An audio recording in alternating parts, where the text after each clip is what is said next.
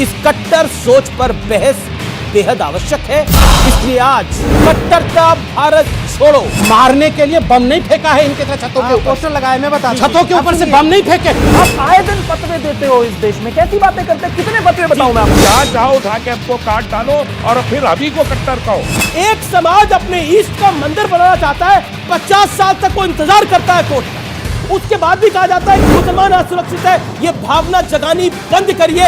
और ये सत्य है, ये सत्य है। इनके नाम पर बेच रहे हैं कश्मीरियों को। यहाँ मत आइए प्लीज, ये पेट्रोल बम लेके आएंगे। शोभा नहीं देते। महिलाओं के साथ बलात्कार हुआ, आप कहता है ये नौटंकी है? कौन कहता है ये नौटंकी है? अरे शर्म आनी चाहिए। आप देख रहे हैं ये देश है हमारा, अमीश देवगन के साथ।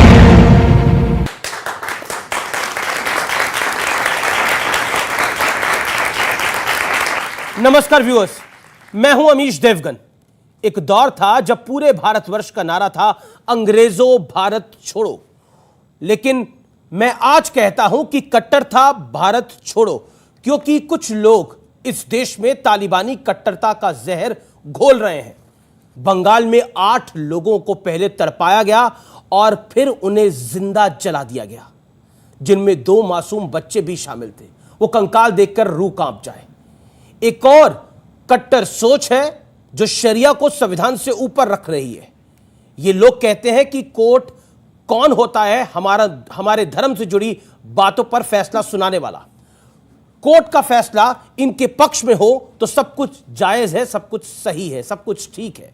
लेकिन अगर फैसला इनके मन के मुताबिक ना हो तो ये जज से लेकर कोर्ट तक सब पर सवाल खड़ा कर देते हैं। जजों को जान से मारने की धमकी दी जाती है। कश्मीरी हिंदुओं का दर्द, 32 साल पुराना दर्द, एक फिल्म के जरिए दुनिया के सामने आया तो कुछ लोग इसके भी खिलाफ खड़े हो गए। कहने लगे कि यह सच्चाई छुपा कर रखो, दबा कर रखो। यहां तक कहा गया जो हो गया सो हो गया, रात गई बात गई, अब इसे भूल जाओ। इस कट्टर सोच पर बहस बेहद आवश्यक है। इस सोच पर प्रहार बेहद जरूरी है। इसलिए आज मैं जनता जनार्दन के बीच, युवाओं के बीच सबसे बड़ी चर्चा, सबसे बड़ी बहस खड़ा करने जा रहा हूं। कट्टरता भारत छोड़ो, आज इसी पर होगी सबसे बड़ी चर्चा।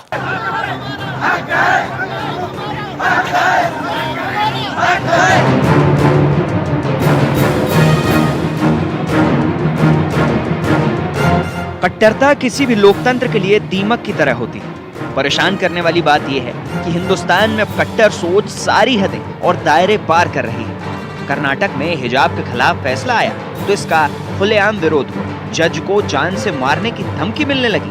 ಈಗಿರೋ ಸೆಕ್ಯೂರಿಟಿಯನ್ನು ಹೆಚ್ಚಿಸಬೇಕು, ವೈ ಕ್ಯಾಟಗರಿ ಸೆಕ್ಯೂರಿಟಿಯನ್ನ ಕೊಡಬೇಕನ್ನುವಂತ ಒಂದು ತೀರ್ಮಾನವನ್ನು ಕೂಡ ನಮ್ಮ ಸರ್ಕಾರ ಮಾಡಿತ್ತು। बंगाल में तो कट्टर सोच वाली हिंसा रुकने का नाम ही नहीं ले रहे, क्योंकि टीएमसी कार्यकर्ता की हत्या के बाद जिस तरह से महिलाओं और बच्चों को जिंदा जला दिया गया, वो किसी भी सभ्य समाज के दामन पर धब्बा है। वारदात के 72 घंटे बाद ममता बनर्जी ने इलाके का दौरा किया, लेकिन ये दौरा कम और स्वागत समारोह ज्यादा लग रहा था। खाने हाचलेও চলে যাচ্ছে কোটে, কাশলেও চলে যাচ্ছে কোটে। গন্ডায় গন্ডায় उत्तर प्रदेश, बिहार, राजस्थान, मध्य प्रदेश, उत्तर प्रदेश है, गुजराते है। ये जो बंगाल फाइल्स है, ये जो पॉलिटिकल मर्डर और रिवेंज किलिंग्स की बंगाल फाइल्स है, उस पे प्रत्येक हिंदुस्तानी, प्रत्येक मानव को आज उस पे गौर करने की आवश्यकता है और ममता बनर्जी से सवाल पूछने की आवश्यकता है। कभी कभी तो मन करता है कि ममता जी से कहें कि ममता जी, नाम तो आपका ममता है मगर काम निर्मम है। आप ममता बनर्जी नहीं, आप निर्मम बनर्जी हैं। अब जरा सोचिए, 32 साल बाद कश्मीरी पंडितों का दर्द दुनिया के सामने आया तो इसे हिंदू मुस्लिम वाले तराजू में तौला जाने लगा, जबकि फिल्म कट्टरता और जिहादी सोच पर चोट करती है। कट्टर सोच वाले ये कुछ ही मामले नहीं है, बल्कि फहरिस्त काफी लंबी है। राम मंदिर पर फैसला सुनाने वाले जजों की भी सुरक्षा बढ़ानी पड़ी थी। तत्कालीन सीजेआई रंजन गोगोई को तो Z+ सुरक्षा देनी पड़ी थी। अयोध्या में मंदिर का ताला खोलने का आदेश देने वाले तत्कालीन जिला जज KM पांडे को तो कई बार जान से मारने की धमकियां मिली। यहाँ तक कि अफगानिस्तान और सऊदी अरब से भी उन्हें धमकी भरी चिट्ठी भेजी गई। याकूब मेमन की अंतिम अपील नामंजूर करने वाले जस्टिस दीपक मिश्र को भी धमकियां मिली थी। आखिर ये कौन लोग जो खुद को संविधान से ऊपर समझते हैं? बड़ा सवाल ये कि क्या हिंदुस्तान इस सन की मानसिकता से चलेगा या फिर बाबा साहेब के संविधान से? तो आज इस कट्टर सोच पर सबसे बड़ी बहस होगी। मेरे साथ युवा हैं जो अपने दिल की बात रखेंगे, अपनी बात रखेंगे। मेरे साथ स्टूडियोज में मौजूद हैं शिवम त्यागी, जाने माने राजनीतिक विश्लेषक हैं। जोरदार तालियों से स्वागत करिए। मेरे साथ डॉक्टर संबित पात्रा है, भारतीय जनता पार्टी के नेता प्रवक्ता, उनका अभिनंदन है। मेरे साथ इस चर्चा में जुड़े तस्लीम रेमानी, अध्यक्ष MPCI के, उनका अभिनंदन है। मेरे साथ शोहेब जमाई जुड़ रहे हैं IMF के, उनका भी अभिनंदन है। आप तमाम लोगों का अभिनंदन है इस चर्चा में। मैं शुरुआती दौर में 60 सेकंड दूंगा, आप अपनी बात को रखिए। मैं शुरुआत शोएब जमाई आपसे करता हूं। क्या शरिया संविधान से ऊपर मानते हैं आप? 60 सेकंड। अमीश जी, इस देश का हर एक मुसलमान, हर एक नागरिक इस देश के संविधान से बंधा हुआ है और मैं समझता हूं कि किसी भी कोर्ट के जजमेंट से डिसएग्री करने का तो अधिकार हम रखते हैं, लेकिन कोई कोर्ट के जजों को कोई धमकाए तो वो फ्रिंज एलिमेंट, उस पर कानून का डंडा चलता है और चलना भी चाहिए। लेकिन जब हम कोर्ट की ये जजमेंट से डिसएग्री होते हैं तभी हम हायर कोर्ट में जाते हैं, जस्टिस सीख करते हैं। सबरीमाला के केस में भारतीय जनता पार्टी या फिर हिंदूवादी पक्ष जो है वो डिसएग्री कर गई, सुप्रीम कोर्ट में गई, वहां भी नहीं माना, फिर उसके बाद भी कहे कि सुप्रीम कोर्ट का अधिकार नहीं है हिंदुओं के धार्मिक मामलों में दखल देने का, नहीं माना, अभी भी नहीं मानते।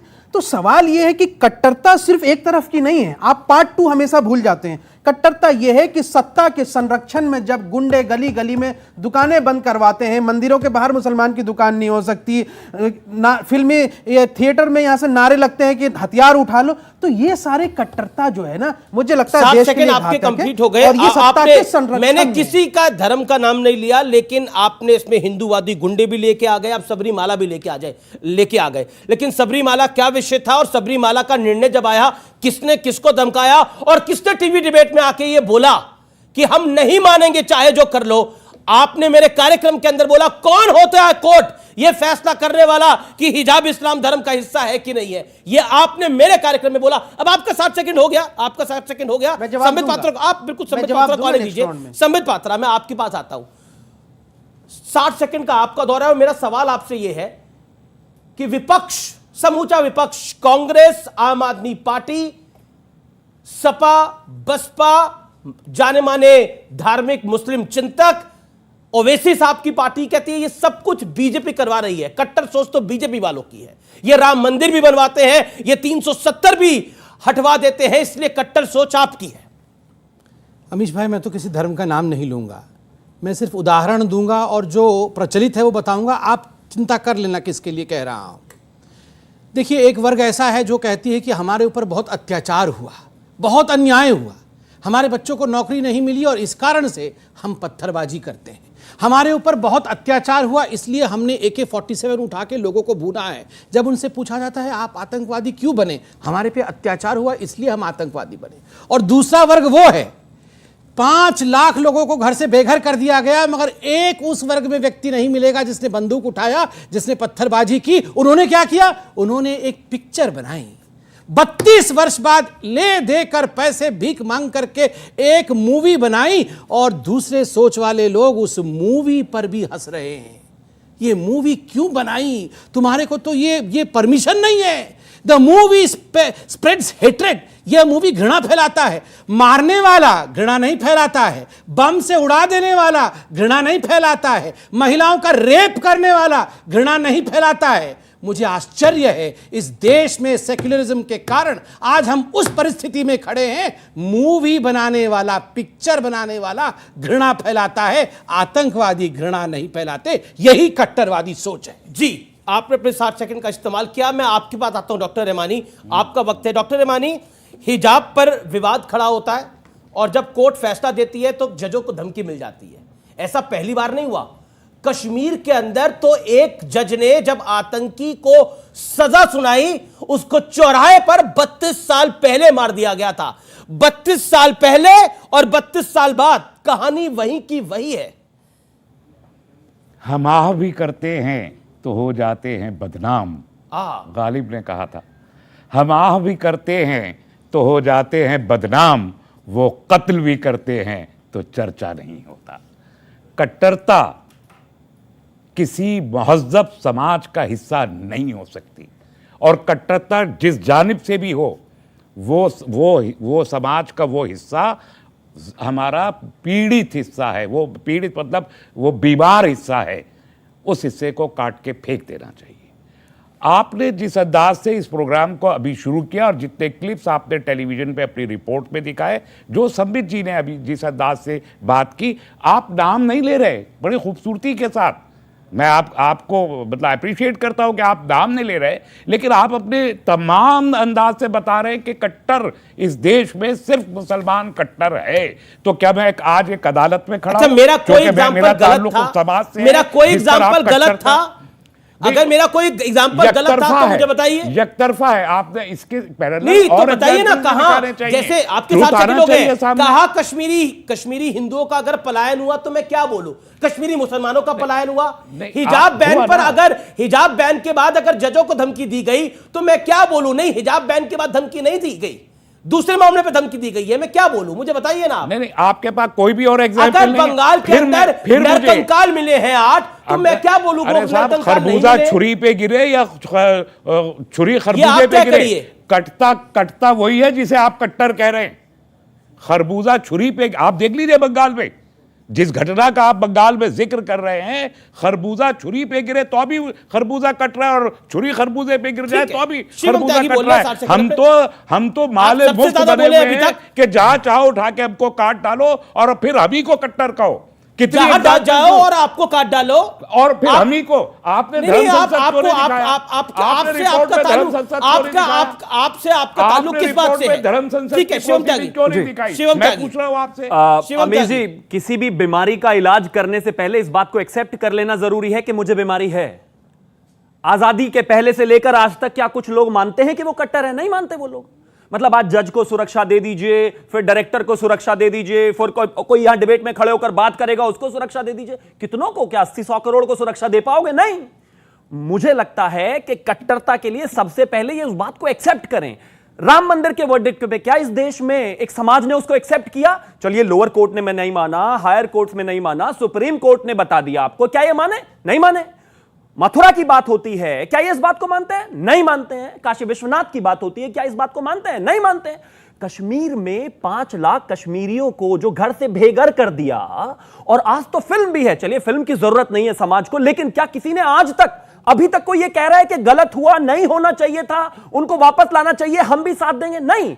मुझे लगता है कट्टरता को खत्म अगर करना है तो सबसे पहले इस बात को एक्सेप्ट करना पड़ेगा कि एक पर्टिकुलर तबका, खास तौर पर, मैं सबका नाम नहीं ले रहा हूं, लेकिन एक्सट्रीम लेवल पर वो कहीं ना कहीं कट्टर हैं, और उसके लिए जरूरी है कि नाम नहीं, मैं तो कहता हूं नेम एंड शेम किया जाए। कब तक नामों से बचते रहेंगे कि नहीं नाम मत लीजिए, इसका मत लीजिए, उसका मत लीजिए, सबका लीजिए और नेम एंड शेम कीजिए। जी, क्या आपको लगता है बीमारी मानने को तैयारी नहीं है कि एक बीमारी है, लेकिन ये कैंसर है, ये कैंसर की तरह बढ़ता जाएगा और एक दिन खा लेगा? जिस देश में सत्ता के संरक्षण में कट्टरता फैले वो ज्यादा घातक है।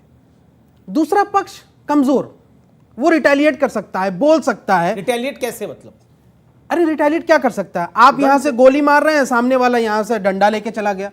आप तलवार लेके आ गए दुकान पे मियां जी को मारने के लिए, अब सामने वाला यहां से कुर्सी फेंक दी। अभी बहुत सारे वीडियो वायरल। सवाल यह है कि कट्टरता क्यों फैलाई जा रही है? अमरोहा में तो पत्थर फेंक रहे थे किसी एक एग्जाम्पल आप दे दीजिए, मैं आपका जवाब दे रहा हूं। एक एग्जाम्पल दे दीजिए कि इस देश के मुसलमानों ने पिछले 70 सालों में कोई धर्म संसद करके कभी कहा हो कि फलां यहां से लोगों को यहां से मार दो और हथियार उठा लो? कभी इस देश के मुसलमानों ने कहा कि मेजॉरिटी कम्युनिटी के खिलाफ हथियार उठा लो? नहीं। किसी देश के बड़े यहां से ऐसे संगठन नहीं है जिसने ये कहा, जिन्होंने लेकिन बोला, हाँ उनके हुआ इस खिलाफ देश कार्रवाई में। हुई है और किसी ने उसका उनका संरक्षण नहीं किया है। ये लेकिन लगातार हो रहा है सर। कश्मीर के अंदर, इस देश में कश्मीर लगातार के हो रहा अंदर है। वहाबी सोच के कारण कश्मीरी हिंदुओं को विस्थापित अब करना आप पड़ा है। कश्मीर में आ रहे हैं, मैं 10 नहीं, नहीं, सेकंड, अब प्लीज आपने 10 बोला। सेकंड, अच्छा ठीक है, प्लीज 10 10 सेकंड, सेकंड। 10 सेकंड में अपनी बातों के कश्मीर के जेनोसाइड की बात हो रही है। इस देश में आजादी के बाद सबसे बड़ा जेनोसाइड जो हुआ 1947 के बंटवारे के बाद, वो जम्मू के उधमपुर में हुआ, जहां 2.5 लाख कश्मीरी मुसलमानों को कत्लेआम करके यहां से गड्ढे में डाल दिया गया, ट्रक बाय ट्रक। यह इतिहास जाके विकिपीडिया में पढ़ लीजिए, वो भी 84,000 आंकड़ा दिखा रहे हैं। सबसे बड़ा जनसंहार 2.5 लाख जम्मू के अंदर। ये पढ़िए, कभी देश ने बताया नहीं, कभी टीवी में ये मामला आया नहीं, मैंने आज बताया है। देश इसको पढ़ना चाहे ठीक है, तो पढ़ मैं सकता अब है। क्योंकि 47 की बात हुई है तो दूर तलक जाएगी। ओके डॉक्टर पास 47 के बाद, बंटवारे के बाद ये हुआ उधमपुर जम्मू में। बड़े ध्यान से मैंने सुना, तस्लीम रहमानी जी ने एक शेर कहा कि हम आह भी करते हैं तो हो जाते हैं बदनाम। ये आह नहीं करते हैं, ये धड़ाम करते हैं, और जब धड़ाम करेंगे तो बदनाम होंगे। नहीं नहीं, ये सुनने में तो बात ही आपको अंदाज अलग लग रहा होगा, मगर सोच के देखिए, मगर विक्टिम हो धड़ाम करने के बाद भी बोलते हैं हमने तो केवल आह किया है। मतलब आप सोचिए, यहां पर डिबेट करने की आवश्यकता नहीं है। आप जनता जनार्दन से पूछिए जाके कौन क्या कर रहा है, सबको सब पता है। मैं किसी धर्म के लिए नहीं कह रहा हूं। इस्लाम और इस्लामिस्ट फंडामेंटलिज्म में पार्थक्यता है, भिन्नता है। इस्लाम एक धर्म है, सभी धर्म का सम्मान होना चाहिए। जी, जी। हमारे पार्टी का बिल्कुल स्पष्ट मत है, सबका साथ, सबका विश्वास, सबका विकास। मगर फंडामेंटलिज्म, इस्लामिक फंडामेंटल, ये संग करते हैं। बीजेपी सत्ता जिसका संरक्षण है, सीरिया में बीजेपी, मोदी जी ने संरक्षण दिया था। आप बताइए, मोदी जी, अरे करो करो करो, फोड़ो फोड़ो बम, ये मोदी जी कर रहे थे सीरिया में जाके। ये सब तालिबान में जो हो रहा था, ये अमित शाह जी जाके संरक्षण दे रहे थे। आप देख रहे थे तालिबान में क्या। और मुझे तकलीफ इस बात की है अमित जी कि आपके शो में बैठकर यहां मौजूद लोगों ने कहा था इस जो हमारे सरकार है इससे अच्छे तो तालिबानी है, हम तालिबानों का समर्थन भी करते हैं, लोगों ने कहा था, आपके शो में कहा था। आप याद करिए, जजों को मारने की बात। अरे सिर्फ इन लोगों ने नहीं कहा था, मेंबर ऑफ पार्लियामेंट ने बोला था। समाजवादी पार्टी के मेंबर ऑफ पार्लियामेंट ने भी कहा, इन्होंने भी कहा, तथाकथित बुद्धिजीवियों ने भी कहा, और तो और आप यहां जजों को वाई कैटेगरी, Z+ कैटेगरी सुरक्षा देने की बात कर रहे हैं। आपने यहां पर अभी साउथ के मंदिरों के बारे में भी बात की। आप बता दीजिए कौन से हिंदू विषय में कोई जजमेंट दिया गया हो और किसी जज को प्रोटेक्शन देने की आवश्यकता पड़ी हो? नहीं पड़ी है। मगर JNU के अंदर सारे ऑपोजिशन मौजूद थे। नारा क्या था? अफजल हम शर्मिंदा हैं, तेरे कातिल जिंदा हैं। और कौन है अफजल के कातिल? जज। सुप्रीम कोर्ट के जज को कातिल बना करके अफजल हम शर्मिंदा हैं, तेरे कातिल जिंदा है, नीलकांत टप्लू। नीलकांत जी, सर मैं बीच में कट्टरपंथी यही होती है, बीच में बोलना। देखिए, शांति हमसे ही सीखिए। नहीं, आप देखिए, हमसे शांति सीखिए। थक गए हैं। नहीं थका। कितना पोस्टर लगा के आए? सर देखिए, मैं शांति से पिक्चरों के पोस्टर लगा, मैं शांति से। कितना पोस्टर लगाया? किसी की त्रासदी का मजाक नहीं उड़ाना। मैं जवाब दूंगा, पोस्टर लगा रहे हैं, मैं जवाब दूंगा, मगर प्लीज चिल्लाइए मत, आराम से बात करें। ये जो आतंक होता है ना, शाब्दिक आतंक, ये भी अच्छा नहीं है। नहीं, क्योंकि पोस्टर की बात करी, मैं एक बाइट एक सेकंड जी जी, मैं पोस्टर पे अच्छा, आप भी लगा रहे हैं पोस्टर क्या? पहला मैं पोस्टर पे कितना पोस्टर लगाया? पहला मैं पोस्टर पे बोल दूं। जमाई साहब, आपने सवाल पूछा, मैं अपनी बात को काट के पहले आपके प्रश्न का जवाब। मुझे दुख होता है, मुझे कष्ट हुआ अरविंद केजरीवाल जी और उनके कुछ चाटुकार जो हंस रहे थे ठहाके मार के, और जो उन्होंने कहा ये जो नकली पिक्चर है, झूठी पिक्चर है, उसके पोस्टर लगाने आप लोग व्यस्त हैं बीजेपी वाले। पहले तो अरविंद केजरीवाल और उनके गुर्गे जो हैं ये माफी मांगे।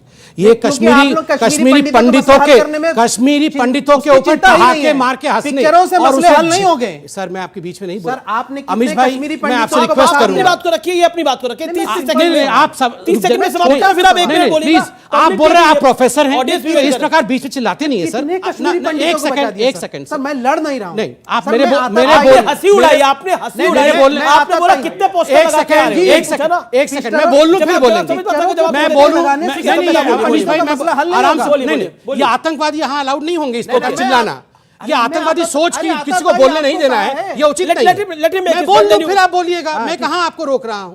देखिए अमीश भाई, सिर्फ इतना कह रहा हूं, चलिए हमने कश्मीर फाइल्स के पोस्टर लगा लिए, कम से कम अरविंद केजरीवाल जी, आपने अपने काउंसलर को कहा था हिंदुओं को मारने के लिए छतों के ऊपर पेट्रोल बम रखो।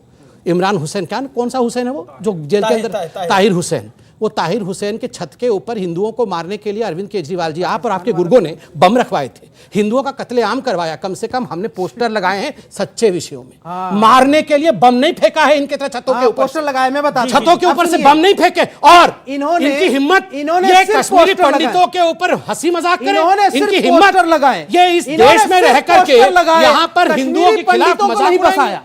ये कह रहे हैं कि नकली है। मजाक उड़ाने का विषय क्या है, एक बताइए। मैंने कहा- कश्मीरी हिंदुओं के साथ इतनी बड़ी त्रासदी हुई, आर्य गिरजा टिक्कू का गैंग रेप करके उसको आर्य के बीच में काट दिया गया। अरे भाई, मुझे सब नहीं, पता नहीं, है। नहीं, क्या पता है आपको? इसको इस हमें तरह पता लाइट है। क्यों मत इनको कीजिए? कैंसर का ट्रीटमेंट मालूम पता होना है, चाहिए। सब कुछ ये पता है। पिक्चर से पहले ये भी हमें भगवान पता है। था। हाँ, बिल्कुल।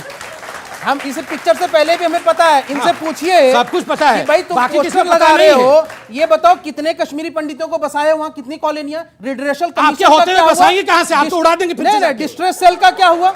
आप यहाँ से जी जी जी, अब मैं ऑडियंस के बाद चलता हूँ। मजाक एक सेकंड। बना के रख दिया आप आपने। लोग, आप में से कौन सवाल पूछा जाता है? पोस्टर लगा हाथ खड़ा करें और सवाल 5 पूछिए। रुपए जी, में पोस्टर जी, लगा रहे हो। क्या सवाल है आपका? सर, मैं सबसे पहले सवाल आपसे पूछना चाहता हूँ। आपने अभी ये बोला कि हमने कभी भी धर्म संसद करके किसी भी स्पेसिफिक कम्युनिटी के खिलाफ कोई भी गलत बात नहीं बोली है, तो ये बताइए सोनू निगम के खिलाफ फतवा क्यों जारी किया गया? क्या सिर्फ इस वजह से क्योंकि उसने बोल दिया था कि अजान की स्पीकर से मेरी नींद खुल जाती है? और देवबंद धर्म संसद नहीं था रे, नहीं था ना? वही वो वो कह रहे हैं कि एक दो लुखे लफंगे समाज से उठ के आते हैं, बयान दे देते हैं, चैनल उसको बड़ा बना, किसी नहीं, देवबंद ने देवबंद कितने नहीं, नो सोनू एनी निगम की इस्लामिक बात सेमिनरीज, लेकिन ये कश्मीरी पंडितों को मारने का फतवा कहां से आया था? हैं?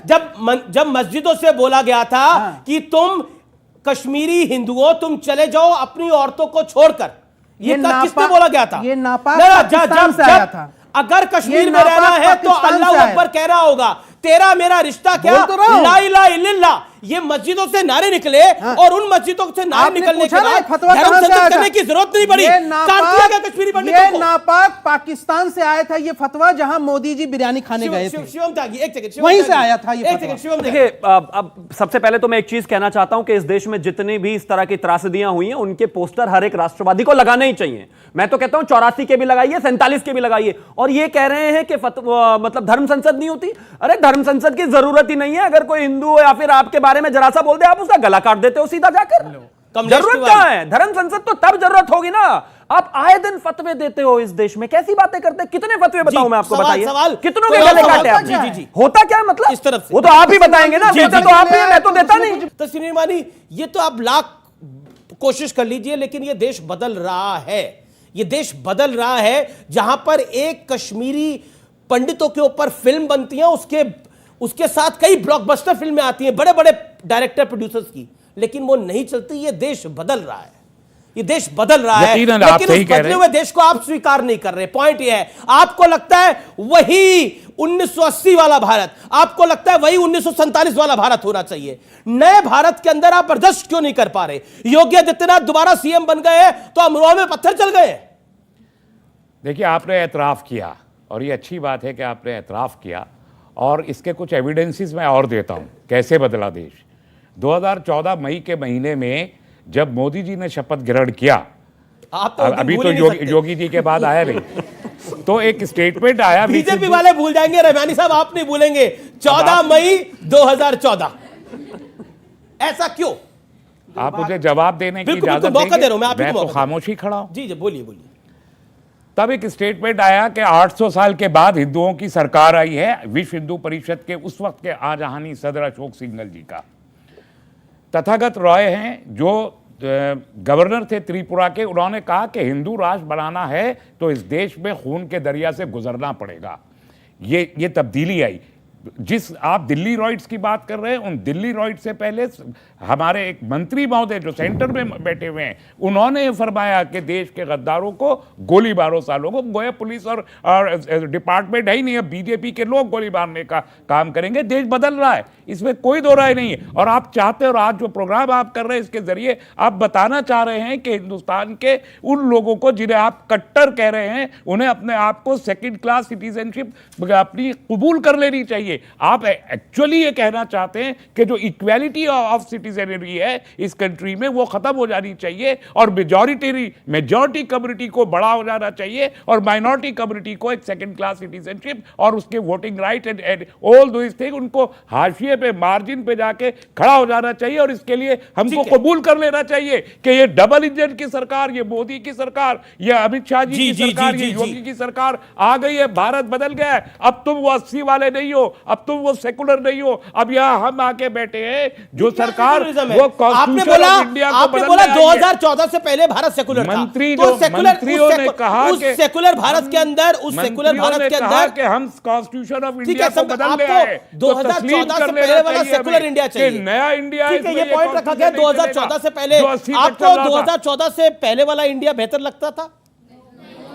पब्लिक कह रही रूल इज रूल है। अगर आप हिजाब पहन के जा रहे हो तो फिर स्कूल का मतलब ही क्या हुआ? वहाँ पे आप सेक्युलरिज्म सिखा रहे हो ना कि कोई है नहीं। सेक्युलरिज्म है बेटा, स्कूल में भी गायत्री मंत्र पढ़ते हैं ना सब लोग। सेक्युलरिज्म का सर भारतीय कॉन्स्टिट्यूशन में लिखा गया है कि गायत्री एक बार सुनिए नहीं सोहेब जमाई जी, जब तक हम जीवित रहेंगे स्कूल में गायत्री मंत्र चलेगा। ये धमकाना बंद कर दीजिए, धमकाना नहीं, बिल्कुल धमकाना बंद कर दीजिए। गायत्री मंत्र कोई हिंदू नहीं है, तो फिर पहले बता दें गायत्री मंत्र कोई हिंदू नहीं है, गायत्री मंत्र हिंदुस्तान है, तो रिलीजन गायत्री मंत्र हिंदुस्तान है। ये धमकाइए मत गायत्री मंत्र।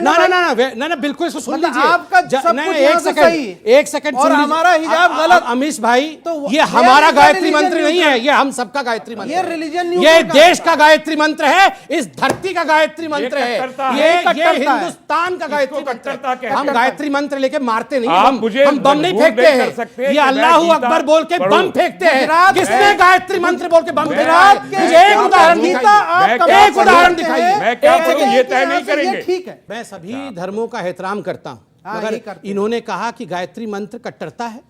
मैं बता दूं, मैंने किसी व्यक्ति को पूरे विश्व में नहीं देखा है जो गायत्री मंत्र बोलते हुए किसी की हत्या करता हो ओम तो शांति का प्रतीक है। एक सेकंड अमीश भाई एक सेकंड इन्होंने कहा इन्होंने कहा अरे अमीश भाई बीच में क्या होता है? देखिए, जब इन्होंने कहा गायत्री मंत्र गाना स्कूल में कट्टरता है, तो मैं कह दूं मैंने किसी को विश्व में नहीं देखा है कि गायत्री मंत्र बोल के किसी को मारता हो, गला काटता हो या बम फेंकता हो। मगर मैंने ऑपोजिट जरूर ऑपोजिट सुना हो। जमाई साहब ने कहा कि ये गायत्री मंत्र गवाते हैं स्कूल में। मैं बता दूं गायत्री मंत्र कोई हिंदू नहीं है, ये हिंदुस्तान का अंश है। कल को ये कहेंगे हिंदुस्तान नाम से हिंदू भी हटा दो, कल को ये कहेंगे हिंदुस्तान नाम से हिंदू हटा दो, हटा देंगे आप? ये क्या हटा देंगे आप? और नहीं अमीश भाई प्लीज अलाउ करो, बहुत दिल को दुखने वाला विषय है। नहीं, ये बड़ा विषय है, ये बड़ा, प्लीज मैं जवाब देता हूं। हिजाब के लिए कोर्ट ने कहा है, ये संबित पात्रा और हम कौन होते हैं? देखिए, पहली चीज तो ये कि जो कट्टरता की बात है, गायत्री मंत्र कट्टर नहीं है जी। लेकिन वो लोग जो ये कहें कि गायत्री मंत्र हिंदुस्तान में हर शख्स को गाना होगा क्योंकि भारत का है, तो फिर ये कट्टरता। किसने कहा हर शख्स को गाना होगा? नहीं, इन्होंने कहा स्कूल में नहीं, बंद होना चाहिए। मैंने कहा स्कूल में होगा, मैंने कहा स्कूल का प्रार्थना नहीं, आपने कहा स्कूल से प्रार्थना हट जानी चाहिए। मैं अभी कहता हूँ स्कूल से प्रार्थना नहीं हटेगी। क्यों हटेगी स्कूल से प्रार्थना? क्यों हटेगी स्कूल से प्रार्थना? कल को आप कहेंगे स्कूल में नमाज पढ़ना शुरू हो गया है। वैसे कर्नाटक के कई स्कूल में आपने नमाज पढ़ना शुरू कर दिया है, बहुत जमाने से बहुत अच्छी बात है। 21वीं सदी में जहां भ्रूण हत्या, महिलाओं की सुरक्षा, शिक्षा उसकी बात होती है, उनको आगे बढ़ाने की बात होती है, ये आज भी उनको अपना गुलाम बनाकर रखना चाहते हैं। हिजाब और कुछ नहीं है, अभी तक तो सिर्फ उतना ही है।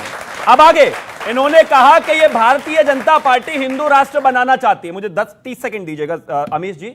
सांस्कृतिक तौर पर आप इंडिपेंडेंट हैं। हाँ, सांस्कृतिक तौर पर हिंद महासागर से लेकर हिमालय तक आने वाली धरती हिंदू राष्ट्र है। मेरा नाम शिवम त्यागी है, मेरे पिता का नाम राकेश त्यागी है, उनके पिता का नाम राम नारायण त्यागी है, उनके पिता का नाम छज्जू सिंह है, उनके पिता का नाम कल्लू सिंह है। मैं गारंटी के साथ कहता हूं 7वीं जनरेशन तक अगर वो नाम बताएंगे कोई राम और श्याम ही निकलेगा। इतनी परेशानी क्यों है अपने पूर्वजों को एक्सेप्ट करने में? और कोई किसी को प्रेशर तो नहीं दे रहा कि आप अपनी पूजा पद्धति बदल दीजिए। आपकी बात का जवाब देखिए, मुस्लिम बेटियां तो सर ढकने के लिए या बाल ढकने के लिए हिजाब पहनती, इन लोगों ने अपने दिमाग में हिजाब डाल लिया है। इन्होंने अपने दिमाग में जो हिजाब डाल लिया, खराब है कि हमने दिमाग में डाल लिया है। ठीक है, हिजाब खराब है मतलब?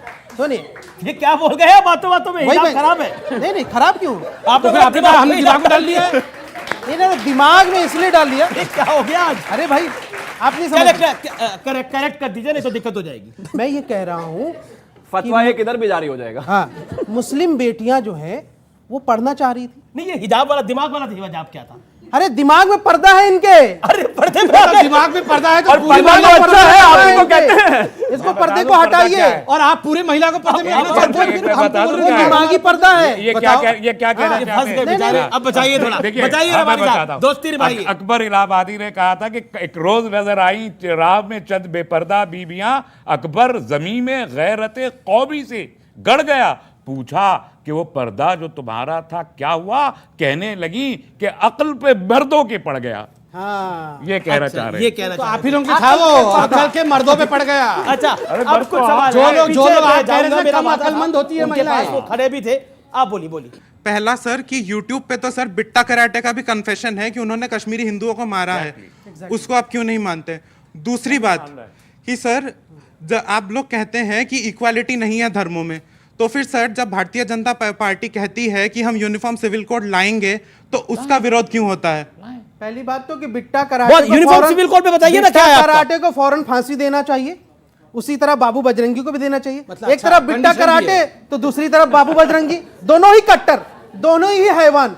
रही बात यूनिफॉर्म सिविल कोड, आप लेके आइए ना। इस देश में 300 से अरे ज्यादा मत national बोलिए laws- ना, ये 370 बोलते थे, ले आए। CA राम मंदिर लेकर आए, बनवाओ, ऊपर तो बनवाओ, इसी आतंक मंच कर पे दिया, बोला, ऊपर तो दिल्ली में बनवा धरना दिया। हो गया। इन्हें चैलेंज मत करा करो। सीए लेकर आए जो देश अरे से बाहर सुनिए, की बात थी, उस पर तो मैं एक साल समझ तक ये रहा हूं, सड़क आप रोक थक कर गए बैठे होंगे। रहे। मतलब आपको अब चैलेंज आप किया जा रहा है कि सिविल कोड आप ले आइए। लेके आइए यूनिफॉर्म आप थक सिविल गए कोड लेके होंगे। चलाइए जरा।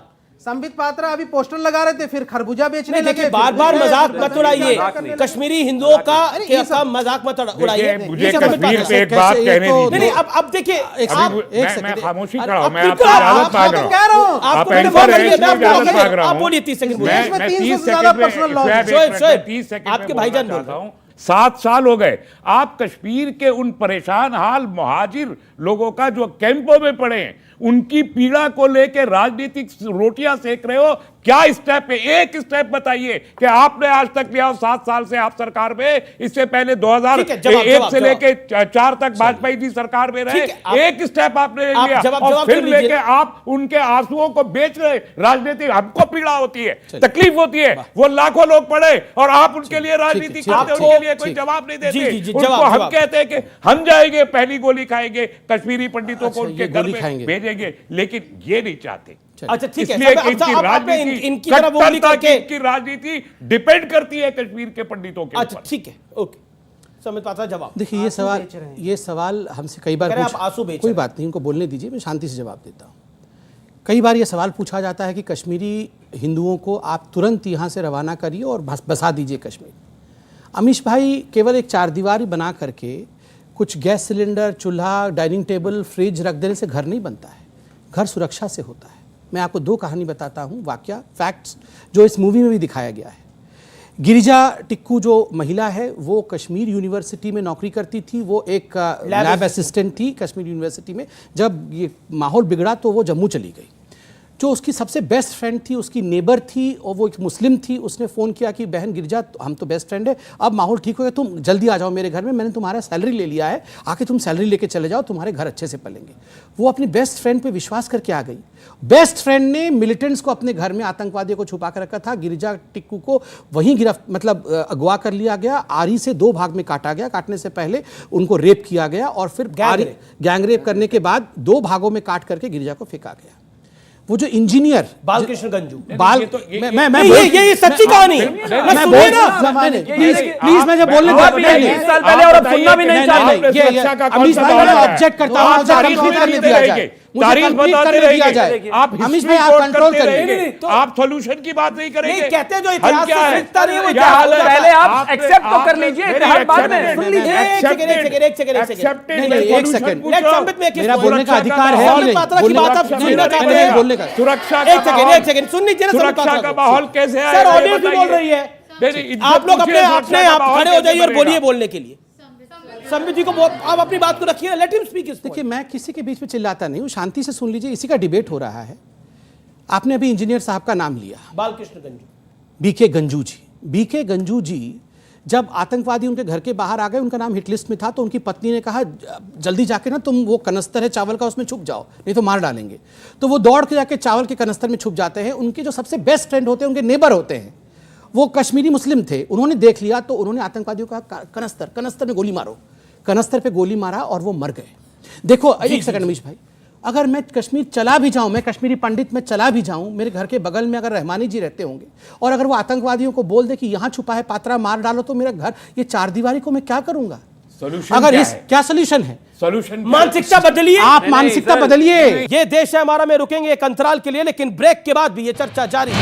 पॉलिटिकल बिल्डिंग कर रहे हैं उसकी। आप यहाँ मत आइए प्लीज, प्लीज ये आप इनको दूर रखिए, इनका कोई भरोसा नहीं है, ये पेट्रोल बम लेके आएंगे, इनको ऐसे लोगों को दूर रखिए। आपके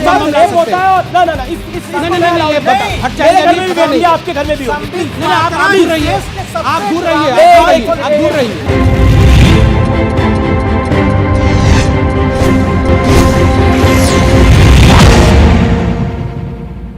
वेलकम बैक, आप देख रहे हैं ये देश है हमारा। हर बारी ये पॉइंट आता है कि डिबेट में कुछ निष्कर्ष तो नहीं निकल के आता, कुछ समाधान निकल के नहीं आता। अभी यहां बोला गया सरकार कहां है, सरकार कुछ करे। जब सरकार हिजाब पे कुछ करे तो भड़काओ आप, सरकार कुछ करे। जब सुप्रीम कोर्ट राम मंदिर बना दे तो भड़काओ आप, सरकार कुछ करे।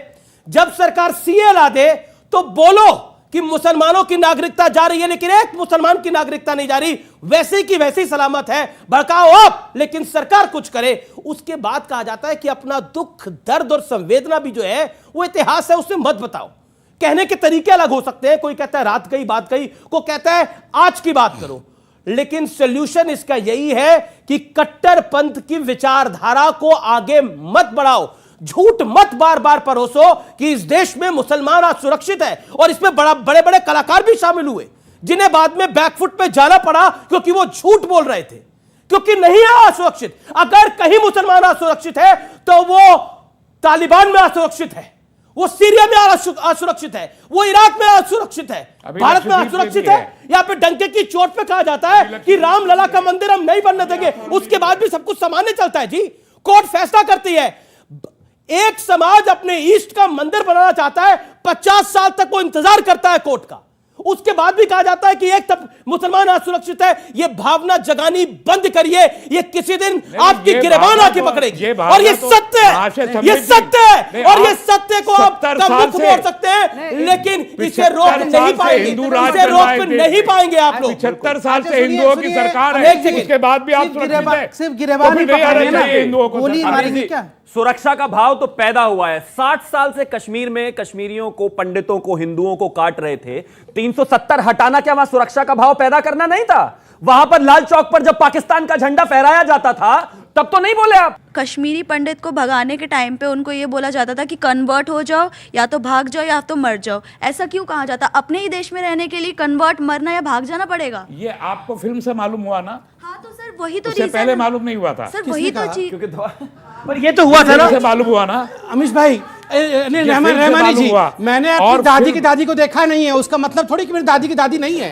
ये वो है, ये प्रोपेगेंडा, ये प्रोपेगेंडा यही लोग करते हैं। अमीश जी मैं जवाब दूं? मतलब गजब की बात है। आप अरे मस्जिदों से कॉल होती थी भैया, मस्जिदों से। मैं कहता हूं क्या आप अगर कॉल होती थी, जहन बनाना चाहते हैं, कॉल होती थी रालिफ, गालिब या चालिफ, ये कहा जाता था। रालिफ, गालिब या चालिफ ये कहा जाता था।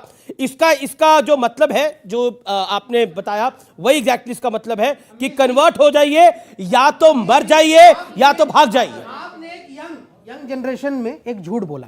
क्या बोला? आपने कहा कि यहाँ से उस वक्त सरकार, जब 1990 में हुआ ये, तो उस वक्त सरकार जो है दूसरी थी, कांग्रेस। सर बाबू आपको बताऊं, उस वक्त सरकार कांग्रेस, ये सेंटर में बीजेपी के समर्थन से वीपी सिंह की सरकार थी। अडवाणी जी और वाजपेयी जी थे, और गवर्नर सेंटर की तरफ से भेजे जाते थे। जगमोहन जी 19 जनवरी को जाते हैं जम्मू इसलिए गए कि क्योंकि विंटर में जम्मू से ही कार्यक्रम होता है, सारे ठंड होती है ना, और गए, और उसी रात से वहां पे एक्सोडस शुरू हुआ। ये साजिश थी। मैं बता, उनके जाने से पहले 70 कश्मीरी आतंकियों को, जो वहां पे टेररिस्ट थे, उनको छोड़ दिया गया, जिन्होंने कत्लेआम मैं ये इसलिए कह रहा हूं कि जगमोहन की जो साजिश है, जिसको एएस दौलत साहब ने, जो रॉ के पूर्व अधिकारी थे, उन्होंने किताब में लिखा, उसको पढ़िए बेटा, आप लोग स्कूल कॉलेज में पढ़ने वाले, उसको पढ़िए, पता चल जाएगा कि भारतीय जनता पार्टी का और जगमोहन का कितना सस्पिशियस रोल था। अब आपने बोल दिया कि भारतीय जनता पार्टी ने और जगमोहन ने कश्मीरी पंडितों को बचाया। राजीव गांधी ने संसद का घेराव किया था, को बचाया। आप अरे आप झूठ मत बोलिए, झूठ। अरे झूठ क्या, कश्मीरी पंडितों से अभी पूछिए, अभी आप किशन गंजी की बीवी से पूछिए। अभी मैं अमीश देवगन की फाइल्स खोलता हूं। अरे खोलिए, आपको जो फाइल राजीव गांधी ने अपनी संसद फाइल का आपकी बंद घेराव हो चुकी किया। है।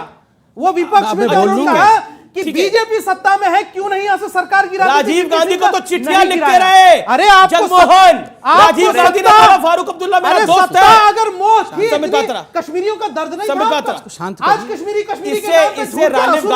इससे राजीव गालिब गायब नहीं हो जाता। नहीं दिया। ओके, वीपी सिंह की सरकार क्यों आराम से बोल सकता हूं। अगर कश्मीरियों का ठीक है, आपने अपने वक्तव्य को रखा ना। झूठा फिल्म के नाम पर बेच रहे हैं कश्मीरियों को, फिल्म के नाम पर दर्द को बेच मजाक रहे है। हैं। क्या भाषा बोल रहे हैं? क्या भाषा है? अभी आप अलाउ कर रहे हो? क्या बोल रहे हैं आप? दर्द देख रहे हैं, निकल के बाहर आ रहे हैं एक फिल्म की वजह से। ऑब्जेक्शनेबल है, ऑब्जेक्शनेबल है। हिसाब किताब पक्का होगा, अतीत का हिसाब किताब देना पड़ेगा कि उस वक्त गुनाहगार कौन था, और आज मैं ये मांग रहा हूं, जवाब दें उस वक्त जगमोहन के बारे में। अमीश भाई, पहले तो जो बहन ने कहा कन्वर्ट हो जाओ, मर जाओ या छोड़ के चले जाओ, ये हर मस्जिद से कॉल दिया जाता था, कोई पाकिस्तान से कॉल नहीं होता था। पाकिस्तान ने बंदूक दिए थे, AK-47 दिए थे, चलाने वाले हाथ गद्दारों के ही थे। और याद रखिए, मस्जिदों से, कश्मीर के मस्जिदों से ये कॉल दिया जाता था, और अपनी औरतों को छोड़ के जाओ ये कहा जाता था। अल सफ़ा सबसे बड़ी न्यूज़पेपर थी, उसमें इश्तिहार छपता था, अल सफ़ा हिंदू हो दफ़ा, यहाँ से दफ़ा हो जाओ। तीसरी बात है, इन्होंने कहा कि जगमोहन जी 19 जनवरी 1990 को जम्मू और 22 तारीख को श्रीनगर पहुंचते हैं। तब तक हो चुका था एग्जोडस, और एग्जोडस कब से शुरू हुआ?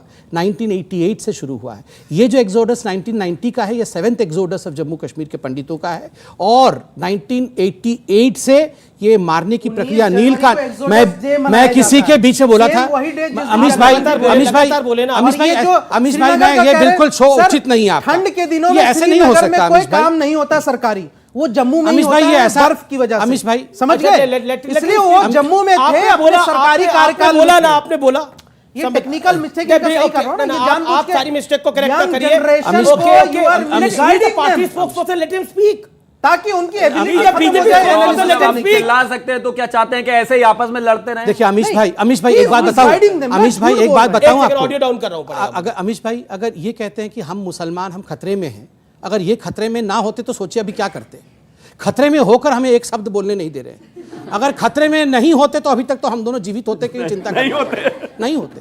खतरे में होकर ये हालत है, बताइए। बावजूद 80% मतलब आप 7 साल के साथ, मतलब मार ही दो अब लोग, गर्दन काट ही दो, और क्या करें। 7 साल अब बाद भाई साहब बोल सकते हैं, हाथ जोड़ रहा हूं भाई, बोल सकते हैं, हिंदू बोल सकता है। 700 अब चलो हिंदू बोल भी नहीं सकता है, छोड़िए नहीं, हिंदू बोल भी नहीं सकता है भैया। साल में आपको 80% तक बढ़ाया है भाई, मतलब आपने 80% आपने बढ़ाया, आपने बढ़ाया 80%। आपकी कृपा से कैसे 80%? आपकी कृपा से जो हिंदू जो आज 100 से 80% हो गया, इन्होंने बढ़ाया है कि घटाया है? पूछो इनसे। आक्रांता राज कर रहे थे आप ही। अमीश भाई दोनों से बुलवा लो, मैं नहीं बोल रहा। क्या मतलब आप मुगलों को अपना क्यों मान लेते हैं?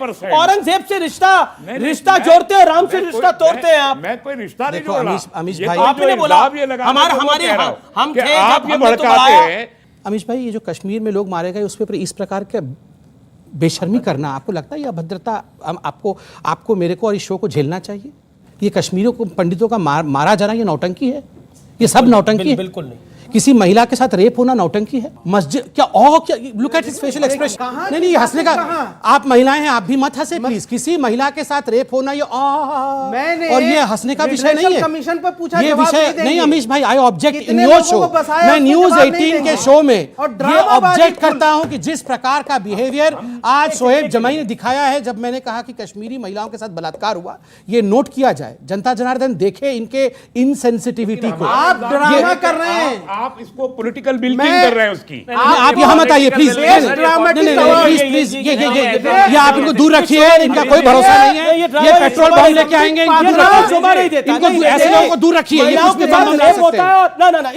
नहीं, ये फट जाएगा, नहीं पता नहीं, आपके घर में भी होगी, प्लीज। नहीं, आप दूर रहिए, आप दूर रहिए, आप दूर रहिए, प्लीज प्लीज प्लीज, आप दूर रहिए, आप दूर रहिए, दूर रहिए। नॉट अबाउट ड्रामा, नहीं, पहले नॉट अबाउट ड्रामा, पहले मैं इनको रिक्वेस्ट करता हूं कि ये हमारे पास ना आए, हमको डर लगता है, पता नहीं क्या कर बैठे। नहीं, ये विषय गंभीर है, हम तो उनके पास नहीं जा रहे हैं। ये पास क्यों आते हैं? ये क्यों पास आते हैं? इस प्रकार के मुद्रा के साथ ये पास क्यों आते हैं? ये हाथ उठा करके पास आना, हम इनके पास गए, हम इनके पास आए, ये हाथ उठा करके पास आना, हिंदू मुस्लिम पास नहीं आएंगे तो क्या, ये हाथ उठा के पास आएंगे? ये कट्टरता है। अरे ये कट्टरता है। वाह, महिलाओं के साथ बलात्कार हुआ, आप कहता है ये नौटंकी है? कौन कहता है ये नौटंकी है? अरे शर्म आनी चाहिए, कश्मीरी पंडित का शर्म मुद्दा आनी अलग है चाहिए। भाई। नहीं, देखिए जो लोग commercial कश्मीरी film पंडितों है, की अगर इस इतनी त्रासदी की उससे हंसी उड़ा रहे हैं, clarity देश की जनता उन्हें जवाब देगी। सर मेरा एक क्वेश्चन है कि बॉलीवुड में मुस्लिम मुल्क के ऊपर my name is Khan movie बनी है, न्यूयॉर्क मूवी बनी है, हैदर, बहुत सारी मूवीज़ बनी है, लेकिन जब हमने कुछ नहीं करा तो एक कश्मीर फाइल्स जो मूवी बनी है इसमें हमारी कश्मीर पंडित के बारे में जब बात हो रही है तो तुम्हें क्यों प्रॉब्लम हो रही है? वो इसलिए क्योंकि सच्चाई निकल कर बाहर आ रही है ना, वो इसलिए क्योंकि चरित्र सामने आ मतलब रहा है, कट्टरपंथ वो इसलिए कि बोला देखिए था, किस तरह की बातें कर रहे हैं। अरे जो अपने फिल्म बना दी घर गई, की महिलाओं को दबाकर रखना चाहते हैं वो दूसरों को कहां बाहर निकलने देंगे? मैंने एक सवाल पूछा तो सर ने बोला कि आपको जब फिल्म आई है उसके बाद पता चला, तो जब तक फिल्म नहीं आई थी तब तक ये मुद्दा क्यों नहीं उठाया गया? फिल्म आने के बाद ही क्यों उठाया गया? अरे वो आपसे पूछ रही है, ये सवाल आपके पास जवाब नहीं है तो हमने हमेशा उठाया। कहां हमने ये उठा रहे सर अभी आपने ही बोला, सर कहां उठाया? सर अभी आपने ही कश्मीरी बोला कि पंडितों का मुद्दा भारतीय जनता पार्टी एकमात्र ऐसी पार्टी है जिसने लगातार उठाया और लगातार बोला गया, क्योंकि सरकार से बड़े सारे सवाल हुए। Sambit Patra, final word, 30 second. Kashmiri files movie में आप सबने देखा होगा, मुझे लगता है आपने देखा है, उसमें पुष्कर जी जो अनुपम खेर थे वो हमेशा एक लिस्ट लेके चलते थे, एक प्रोटेस्ट का, क्या था? आर्टिकल 370 हटाओ, आर्टिकल 370 हटाओ। देखो इन्होंने कहा हमने कुछ नहीं किया। जो कश्मीरी पंडित के प्रॉब्लम का मेन जड़ था अनुच्छेद 370, उसको मोदी जी ने हटाया। इन लोगों ने कहा खून की नदियां बहेंगी। ये वही दो लोग हैं जिन्होंने कहा था अनुच्छेद 370 को छू के देखो हिंदुस्तान टूट जाएगा, और ये सोहेब जमाई ने कहा था कि कोई भी तिरंगा तक नहीं उठाएगा, और रहमानी साहब कहते थे खून की नदियां बहेंगी, जिनके साथ आप सरकार में थे, आप नहीं थे। चलिए मुझे इस कार्यक्रम को यही समाप्त करना होगा, मेरा समय यहां पर समाप्त हो चुका है। लेकिन ये चर्चा वाकई बड़ी महत्वपूर्ण है। कट्टरता तभी भारत को छोड़ेगी जब मानसिकता उससे बाहर होगी, जब हम ये नहीं मानने को तैयार है कि हिजाब अब पहनना स्कूल के अंदर, बाहर आप डालिए, अब गैर कानूनी है क्योंकि कोर्ट ने बोल दिया है, तो उसको मानना पड़ेगा। राम मंदिर अगर बन रहा है तो उसको एक्सेप्ट करना पड़ेगा। 370 अगर हट रही है तो बोलना पड़ेगा कि भारत सरकार का प्रोगेटिव है, हटा रही है। सीए अगर कानून आ रहा है उसमें किसी की नागरिकता नहीं जा रही है, उस पर झूठ और भ्रम नहीं फैलाना होगा। आप पूछते हैं ना किसी डिबेट में सॉल्यूशन नहीं निकलता, सॉल्यूशन यही है कि आप झूठ बोलना बंद कर दें, और कुल मिलाकर उसके बिना आपका काम नहीं चल पाएगा। फिलहाल इतना ही, नमस्कार।